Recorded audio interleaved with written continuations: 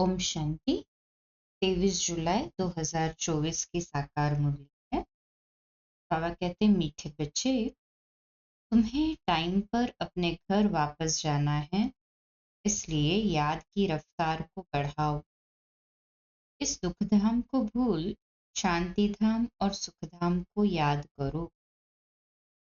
प्रश्न: कौन सा एक गुह्य राज तुम मनुष्यों को सुनाओ तो उनकी बुद्धि में हलचल मच जाएगी? उत्तर: उन्हें गुह्य राज सुनाओ कि आत्मा इतनी छोटी बिंदी है, इसमें फॉरएवर पार्ट भरा हुआ है, जो पार्ट बजाती ही रहती है, कभी थकती नहीं। मोक्ष किसी को मिल नहीं सकता। मनुष्य बहुत दूर देख कर कहते हैं मोक्ष मिले तो अच्छा है, लेकिन अविनाशी आत्मा पार्ट बजाने के बिना रह नहीं सकती। इस बात को सुनकर उनके अंदर हलचल मच जाएगी। ओम शांति। मीठे मीठे रूहानी बच्चों को बाप समझाते हैं, यहाँ तो है रूहानी बच्चे। बाप रोज रोज समझाते हैं, बरोबर इस दुनिया में गरीबों को कितना दुख है। अभी ये फ्लड्स आदि होती है तो गरीबों को दुख होता है, उनके सामान आदि का क्या हाल हो जाता है। दुख तो होता है ना, अपार दुख है। साहूकारों को सुख है, परंतु वह भी अल्पकाल के लिए। साहूकार भी बीमार पड़ते हैं, मृत्यु भी बहुत होती है। आज फलाना मरा, आज ये हुआ, आज प्रेसिडेंट है, कल गद्दी छोड़नी पड़ती, गिराव कर उनको उतार देते हैं। ये भी दुख होता है। बाबा ने कहा है दुख की लिस्ट निकालो, किस किस प्रकार के दुख है इस दुख धाम में। बच्चे सुखधाम को भी जानते हो, दुनिया कुछ भी नहीं जानती। दुखधाम सुखधाम की भेंट वही नहीं कर सकते। बाबा कहते वो लोग दुनिया वाले जो है वो दुखधाम सुखधाम की भेंट नहीं कर सकते। बाप कहते हैं तुम सब कुछ जानते हो, यह मानेंगे कि बरोबर कहते सच है। यहाँ जिसको बड़े बड़े मकान हैं, एरोप्लेन आदि है, वह समझते हैं कलयुग को अर्जुन 40,000 वर्ष चलना है, बाद में सतयुग आएगा। और अंधियारे में है, अब उन्हों को नजदीक ले आना है, बाकी थोड़ा समय है। कहाँ लाखों वर्ष कहते हैं, कहाँ तुम 5,000 वर्ष सिद्ध कर बतलाते हो। ये 5,000 वर्ष के बाद चक्र रिपीट होता है। ड्रामा कोई लाखों वर्ष का थोड़ी होगा। तुम समझ गए हो, जो कुछ होता है वह 5,000 वर्ष में होता है। तो यहाँ दुखधाम में बीमारियां आदि सब होती। तुम तो मुख्य थोड़ी बातें लिख दो। स्वर्ग में दुख का नाम भी नहीं। अब बाप समझाते हैं मौत सामने खड़ा। ये वही गीता का एपिसोड चल रहा है। जरूर संगम युग पर ही सतयुग की स्थापना होगी। बाप कहते हैं कि मैं राजाओं का राजा बनाता हूँ, तो जरूर सतयुग का बनाएगा ना। बाबा अच्छी रीति समझाते। अब हम जाते हैं सुख। बाबा को ले जाना पड़े। जो निरंतर याद करते हैं वही ऊंच पद पाएंगे। इसके लिए बाबा युक्तियां बतलाते रहते हैं। याद की रफ्तार बढ़ाओ। कुंभ के मेले पर भी टाइम पर जाना होता है, तुमको भी टाइम पर जाना है। ऐसे नहीं कि जल्दी जल्दी जाकर पहुंचेंगे, नहीं। ये जल्दी जल्दी करना अपने हाथ में नहीं है। ही ड्रामा की नोंद, महिमा सारी ड्रामा की। यहाँ कितने जीव जंतु आदि दुख देने वाले, सतयुग में ये होते नहीं। अंदर ख्याल करना चाहिए, वहां ये होगा। सतयुग तो याद आता है। सतयुग की स्थापना बाप करते हैं। पिछाड़ी में सारा नटशल में ज्ञान बुद्धि में आ जाता है। जैसे बीज कितना छोटा, झाड़ कितना बड़ा है। वह तो है जड़ चीजें, ये है चैतन्य। इनका किसी को पता नहीं। कल्प की आयु लंबी चौड़ी कर दी। भारत ही बहुत सुख पाता है तो दुख भी भारत ही पाता है। बीमारियां आदि भी भारत में अधिक है। यहाँ मच्छरों सदृश मनुष्य मरते हैं क्योंकि आयु छोटी। यहाँ के सफाई करने वालों और विलायत के सफाई करने वालों में कितना फर्क है। विलायत से सारी इन्वेंशन यहाँ आती। सतयुग का नाम ही है पैराडाइज। वहां सब सतो प्रधान है। तुमको सब साक्षात्कार होंगे। ये है अब संगम युग, जबकि बाप बैठ समझाते हैं। समझाते रहेंगे, नई नई बातें सुनाते रहेंगे। बाप कहते हैं दिन प्रतिदिन गुह्य गुह्य बातें सुनाता हूँ। आगे थोड़ी पता था। बाबा इतनी बिंदी है, इनमें सारा पाठ भरा हुआ है फॉर एवर। तुम पाठ बजाते आए। तुम किसको भी बताओ तो बुद्धि में कितनी हलचल हो जाएगी कि ये क्या कहते हैं। इतनी छोटी बिंदी में सारा पार्ट भरा हुआ है, तो जो बजाते ही रहते, कब थकते नहीं हैं। किसको भी पता नहीं। अभी तुम बच्चों को समझ पड़ती जाती है कि आधा कल्प है सुख, आधा कल्प है दुख। बहुत दुख देखकर ही मनुष्य कहते हैं इससे तो मोक्ष पाले। जब तुम सुख में शांति में होंगे वहां थोड़ी ऐसे कहेंगे। ये सारी नॉलेज अभी तुम्हारी बुद्धि। जैसे बाप बीज होने कारण उसके पास सारे झाड़ की नॉलेज है। झाड़ का मॉडल रूप दिखाया है। बड़ा थोड़ी दिखा सकते कि में सारी नॉलेज आ जाती। तो तुम बच्चों की कितनी विशाल बुद्धि होनी चाहिए। इतना समझाना पड़ता है। फलाने फलाने इतने समय बाद फिर आते हैं पार्ट बजाने। ये कितना बड़ा ह्यूज ड्रामा है। ये सारा ड्रामा तो कभी कोई देख भी न सके। इम्पॉसिबल है। दिव्य दृष्टि से तो अच्छी चीज देखी जाती। गणेश हनुमान ये सब है भक्ति मार्ग की। परंतु मनुष्य की भावना बैठी हुई है तो छोड़ नहीं सकते। अब तुम बच्चों को पुरुषार्थ करना। कल्प पहले मिसल पद पाने के लिए पढ़ना है। तुम जानते हो पुनर्जन्म तो हर एक को लेना ही है। सीढ़ी कैसे उतरे है ये तो बच्चे जान गए हो। जो खुद जानते हो औरों को भी समझाने लग पड़ेंगे। कल्प पहले भी यही किया हुआ होगा। ऐसे ही म्यूजियम बनाकर कल्प पहले भी बच्चों को सिखाया होगा। पुरुषार्थ करते रहते हैं, करते रहेंगे। ड्रामा में नूंद है। ऐसे तो ढेर हो जाएंगे। गली गली घर घर में ये स्कूल होगा। है सिर्फ धारणा करने की बात। बोलो तुम्हारे दो बाप हैं। बड़ा कौन ठहरा। उनको ही पुकारते हैं रहम करो कृपा करो। बाप कहते हैं मांगने से कुछ भी नहीं मिलेगा। हमने तो रास्ता बता दिया है। मैं आता ही हूँ रास्ता बताने। सारा झाड़ तुम्हारी बुद्धि। बाप कितनी मेहनत करते रहते हैं ताकि बहुत थोड़ा टाइम बचा है। मुझे सर्विसेबल बच्चे चाहिए। हर घर में गीता पाठशाला चाहिए। और चित्र आदि न रखो, सिर्फ बाहर में लिख दो। चित्र तो ये बैज ही बस है। पिछाड़ी में ये बैज ही तुमको काम में आएगा। इशारे की बात। मालूम पड़ जाता है बेहद का बाप जरूर स्वर्ग ही रचेंगे। तो बाप को याद करेंगे तब तो स्वर्ग में जाएंगे ना।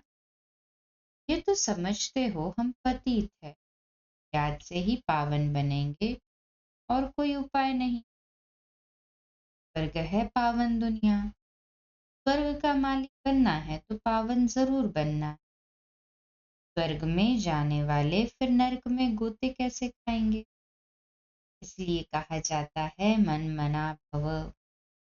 बेहद के बाप को याद करो तो अंतमति सुगति की। स्वर्ग में जाने वाले विकार में थोड़े ही जाएंगे। लोग इतना विकार में नहीं जाते। सन्यासी भी ऐसे कहेंगे।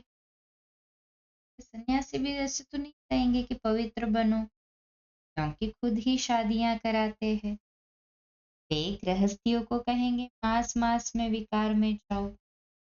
ब्रह्मचारियों को ऐसे नहीं कहेंगे कि तुम शादी नहीं करो। तुम्हारे पास गंधर्व विवाह करते हैं, फिर भी दूसरे दिन खेल खलास कर देते। माया बहुत कशिश करती। वो भी पवित्र बनने का पुरुषार्थ इस समय ही है। फिर है प्रारब्ध। वहां तो रावण राज्य ही नहीं। क्रिमिनल ख्यालात ही नहीं होता। क्रिमिनल रावण बनाता, सिविल शिव बाबा बनाते। ये भी याद करना। घर घर में क्लास होगा तो सब समझाने वाले बन पड़ेंगे। घर घर में गीता पाठशाला बनाए, घर वालों को सुधारना है। ऐसे वृद्धि होती रहेगी। साधारण और गरीब वह जैसे हम जीन्स ठहरे। बड़े बड़े आदमियों को छोटे छोटे आदमियों के सत्संग में आने में भी लज्जा आएगी, क्योंकि सुना है ना जादू है भाई बहन बना। अरे ये तो अच्छा है ना। गृहस्थी में कितने झंझट होते हैं, फिर कितना दुखी होते हैं। है ही दुख की दुनिया। अपार दुख है, फिर वहां भी अपार हो। तुम कोशिश करो लिस्ट बनाने की। 25-30 मुख्य मुख्य दुख की बातें निकालो। बेहद के बाप से वर्षा पाने के लिए कितना पुरुषार्थ करना चाहिए। बाप इस रथ द्वारा हमको समझाते हैं। ये दादा स्टूडेंट भी है और ब्रह्मा बाप देहधारी सब स्टूडेंट है। टीचर पढ़ाने वाला है विदेही। जो बाबा विदेही है ना, खुद का देह नहीं है। हाँ जी बाबा, तुमको भी विदेही बनाते हैं, इसलिए बाप कहते हैं शरीर का भान छोड़ते जाओ। ये मकान आदि कुछ भी नहीं रहेगा। वहां सब कुछ नया मिल। पिछाड़ी में तुमको बहुत साक्षात्कार होंगे। ये तो जानते हो उस तरफ विनाश बहुत हो जाएगा। ऑटोमेटिक बॉम्ब्स से। यहाँ के लिए है रक्त की नदियां। इसमें टाइम लगता है। यहाँ का मौत बड़ा खराब है। ये अविनाशी खंड है। नक्शे में देखेंगे हिंदुस्तान तो एक जैसे कोना है। क्रमानुसार यहाँ उनका असर आता ही नहीं। यहाँ रक्त की नदियां बहती है। की तैयारियां कर रहे। हो सकता है पिछाड़ी में इनको बॉम्ब्स भी लोन देंगे। बाकी वो बॉम्ब्स जो फेंकने से ही दुनिया खत्म हो जाए वह थोड़ी ही लोन पर देंगे। हल्की क्वालिटी के देंगे। काम की थोड़ी किसको दी जाती। विनाश तो कल्प पहले मिसल हो ही जाना है। नई बात नहीं। अनेक धर्म विनाश, एक धर्म की स्थापना। भारत खंड कभी विनाश हो नहीं पाता। कुछ तो बचते ही है। सब मर जाए फिर तो प्रलय हो जाए। दिन प्रतिदिन तुम्हारी बुद्धि विशाल होती जाएगी। तो बहुत रिगार्ड रहेगा। कि इतना रिगार्ड थोड़ी ही है। तब तो कम पास होते हैं। मैं आता नहीं। कितनी सजाएं खानी पड़ेगी फिर आएंगे भी देरी से। गिरते हैं तो फिर की कमाई चट हो जाती है। काले के काले बन जाएंगे, फिर वह खड़े हो न सके। कितने जाते हैं, कितने जाने वाले भी है। खुद भी समझ सकते हैं, इस हालत में शरीर छूट जाए तो हमारी क्या गति। समझ की बात है ना। बाप कहते हैं, तुम बच्चे हो शांति स्थापन करने वाले। तुम्हारे में ही अशांति होगी तो पद भ्रष्ट हो जाएगा। इसको दुख भी देने की दरकार नहीं है। बाप कितना प्यार से सबको बच्चे बच्चे कहकर बात करते हैं। बेहद का बाप है ना। सारी दुनिया की इसमें नॉलेज है, तब तो समझाते हैं। इस दुनिया में कितने प्रकार के दुख है। ढेर दुख की बातें तुम लिख सकते हो।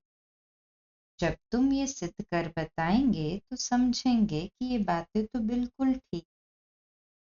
यह अपार दुख तो सिवाय एक बाप के और कोई दूर कर नहीं सकते। दुखों की लिस्ट होगी तो कुछ न कुछ बुद्धि में बैठेगा, बाकी तो सुना अनसुना कर देंगे। उनके लिए ही गाया जाता है रीढ़, अर्थात मेढ़ क्या जाने साज से। बाप समझाते हैं, तुम बच्चों को ऐसा गुलगुल बनना। जैसे मेढ़ या रीढ़ के सामने अच्छे अच्छे धुन बजाओ तो वो क्या जाने।